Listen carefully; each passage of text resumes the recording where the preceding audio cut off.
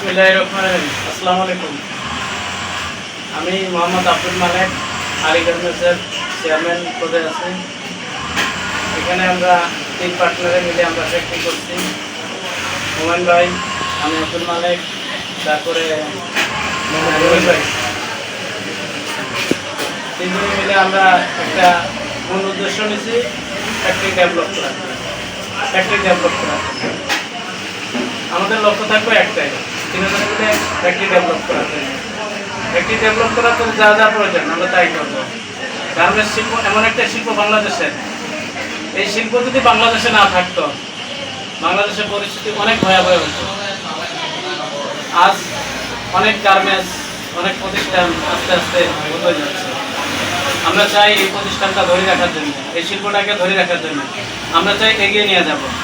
বাংলাদেশের এমন পর্যায়ে যাওয়ার জন্য বাংলাদেশ নাম্বার 1, বাংলাদেশ গার্মেন্টস শিল্পের জন্য বাংলাদেশ নাম্বার 1 ব্র্যান্ডের জন্য যায়।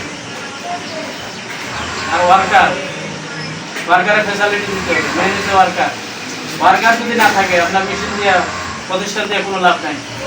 ওয়ার্কারের ফ্যাসিলিটি দিতে হবে। যত গার্মেন্টস মালিকরা আছে, আমি সবাইকে দৃষ্টি আকর্ষণ করি, ওয়ার্কারের আগে ফ্যাসিলিটি দিবেন।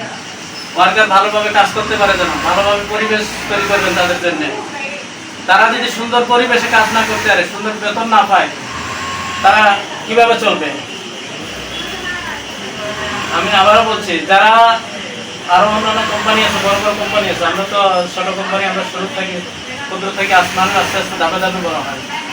এই জন্য বলি, সবাইকে বলি, যারা বড় বড় গ্রুপ অফ ইন্ডাস্ট্রিজ আছে, সবাই আশা করি আপনারা ডিউ টাইমে স্যালারিটা দেওয়ার চেষ্টা করবেন।